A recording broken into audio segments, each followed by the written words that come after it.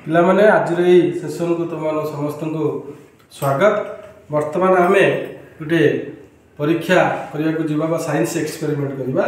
Science एक्सपेरिमेंटार ना होचे ना मैग्नेशियम रिबन बा मैग्नेशियम पाथ को अम्लजान उपस्थित जानिबा एवं देखिबा कौन होचे। देखो ये एक्सपेरिमेंट करबा पई मु कौन नेछि ना मैग्नेशियम रो रिबन बा मैग्नेशियम पाथ खंड नेछि ता सहित गोटे मोमबत्ती नहीं एवं माचिस नहीं गोटे बाउल नहीं एवं मैग्नेशियम आमको जहाँ मिल ताकू परीक्षा करने अम्लीय कि क्षार मु एवं लिटमस पेपर नहीं।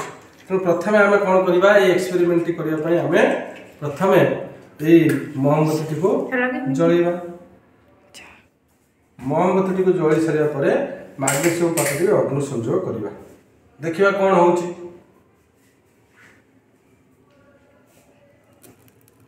देखो मैग्नेशियम पाथटी को अग्नि संयोग करने फल यह कौन है ना उज्जवल आलोक देवा संगे संगे धला पाउंस को दौर।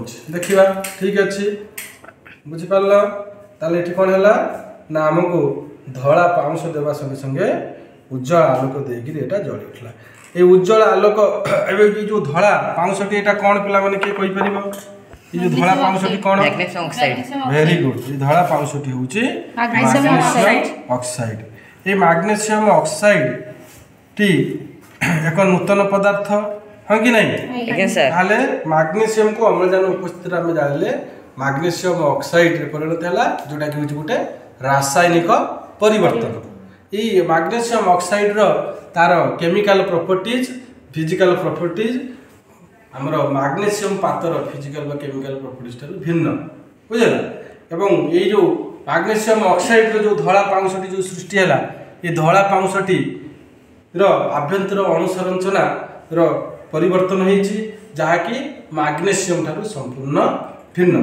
ताले एथिरे वर्तमान आमे कोन करबा ये जो धला पाउंस रे आमे टिके जल द्रवीभूत करके भलसे मिसई देवा। मिसई देला परे आमे देखिबा ये जो मैग्नेशियम पात्रटी जो ऑक्साइड रो जलीय द्रवणटा वर्तमान एटा कोन हे गेला वर्तमान ये जो मैग्नेशियम हाइड्रोक्साइड हे गेला। एमजीओ रे आमे जल मिसैले कोन हैला मैग्नेशियम हाइड्रोक्साइड। ताकू जदी आमे कोन करबा ना नाली लिटमस जदी एथिरा आमे द्रवीभूत करबा ताले कोन होउछ हम देखिबा नाली लिटमस एथिरा आमे द्रवीभूत कले यह नील रंग रे परिणत हो गला।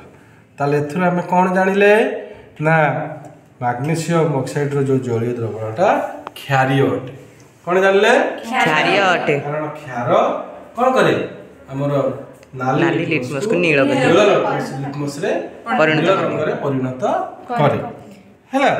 ए लिटमस टा कोन पय आमे व्यवहार करू ना जो लिटमस पेपर को आम साधारणतः गोटे सूचक भाव में व्यवहार करूँ कौन पाए ना अम्ल किंबा क्षार जानापी गोटे पदार्थ अम्ल किंबा क्षार जानापी आम लिटमस पेपर व्यवहार करूँ। ठीक अच्छे ताले रासायनिक परिवर्तन कौन जानले ना रासायनिक परिवर्तन होउछि गोटे स्थायी परिवर्तन जो परिवर्तन रे पदार्थर आभ्यंतरीण अणुसंरचना रे परिवर्तन घटे।